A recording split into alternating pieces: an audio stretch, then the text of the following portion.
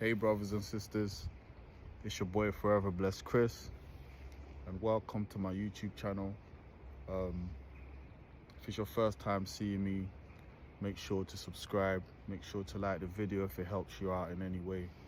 Now, today's message is that God will bring it to you, and wait on Him to bring it to you. Like, wait on Him to deliver it to you. Whatever you might be praying to God for, whatever you're waiting for, whatever you're, shuffling at night for, whatever's bothering you, whatever you've been working so hard on for, and you've been, just asking God to, to deliver it to you, whatever your dreams are, whatever is deep in your heart that you are really seeking God for. You really want to see this great God, this Yahweh, to perform in your life, and whatever miracle it is that you're waiting on, trust God to deliver it to you. And by that I mean, just let it go. Like, don't worry about it too much, because I'm gonna tell you one of the things that it's important for us to do as children of God, because we're not like the rest of, we're not trying to be like the rest of the world, where we go out of our own way to do things to get it our way. Do you get what I'm saying? Because our ways are not God's ways, our thoughts are not God's thoughts. So it's important to wait on Him to deliver it in His timing, wait on Him to deliver it in the manner that He wishes to, because that comes with when He gives it to you, that comes with Him protecting you as well. His protection. No one's gonna touch that.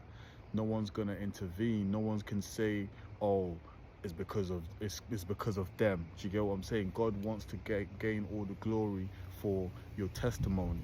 Do you get it? So it's very important for us to, to just wait on God. And when I say wait on God, not necessarily just, I don't mean just wait at home like you're waiting for a delivery. You're just waiting at home and doing nothing, and your mind is just on that delivery to being delivered.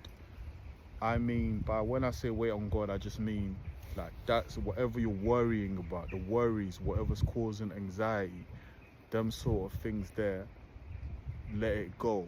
Like, that's what I mean by waiting on God. Like, don't put too much pressure on yourself on the timing. Do you get it? But there is things that you have to be doing though. It's not just sit and wait for God to deliver. You have to be doing what God wants you to be doing, what God has been leading you, what God has been trying to tell you to do, what He's been trying to show you to do. Do you get what I'm saying? And that's what it is by leaving it to God. That's where a lot of people get it wrong, because we say, all right, let go and let God, and they're just doing what the things of the world. They're just going around in circles, and they're not really trying to seek God and get closer to God to find out what God might want them to be doing. Do you get what I'm saying? So let's say, for example, if you're waiting on God for a marriage, you've been praying God for your spouse. Do you get what I'm saying? Like something for the kingdom, towards building the kingdom, like a kingdom spouse. Let's say, for example, that's your prayer, that's what you're waiting on. And like an example of that is when you look at the Bible, you look at the story of Isaac and Rebecca. Isaac was meditating. He was doing the things of God. He was doing he was doing something towards something that God had led him to do. Do you get what I'm saying? He was meditating. He was trying to follow God's commandments. You know what I'm saying? Trying to be righteous. And he wasn't looking for Rebecca. Do you get what I'm saying? But what happened was God brought Rebecca to him as he was meditating. Do you get it? So that's what I mean by, obviously, let go and let God. Like, don't worry about it, but be doing something that's going to be pleasing God. Do you get what I'm saying? And Isaac was doing something. He was meditating. That's similar to us lot. It's like you are really seeking God's face, you're really trying to be righteous, you're trying to obey God, you're trying to do, if he's told you start this or do this and do that, and that's what you're doing, then in his timing he's gonna bring in the right person for you.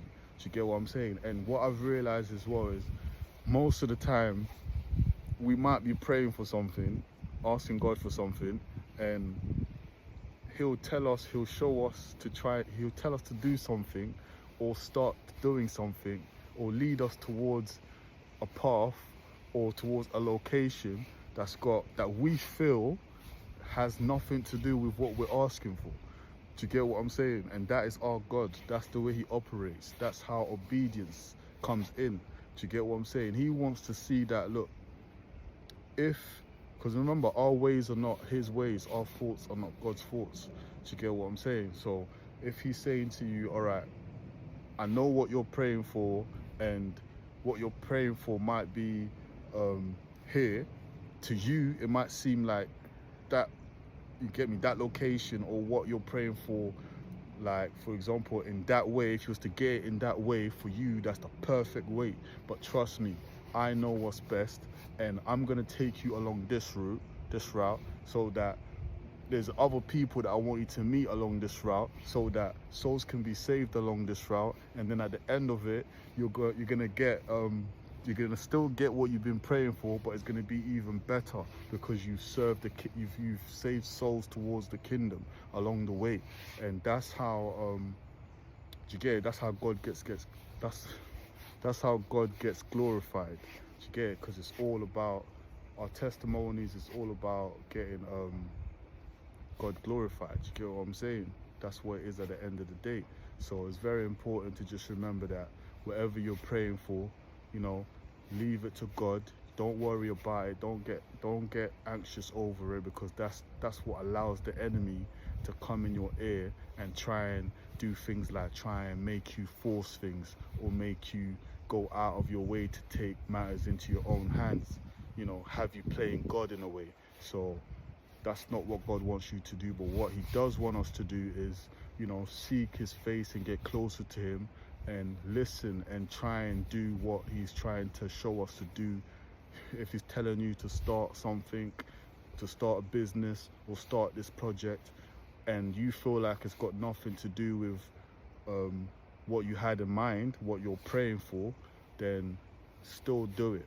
Do you get what I'm saying? Like I said with Isaac and Rebecca, Isaac was meditating and God brought Rebecca to him and she was ready to receive him. So it was perfect timing anyway. And that's just what I wanted to share on this video. If it's helped you out in any way, make sure to press the like button and make sure to subscribe as well if you haven't subscribed yet. And for my returning subscribers, I love you, thank you, and just remember that Yeshua loves you even more. And I'll see you on my next video. God bless you.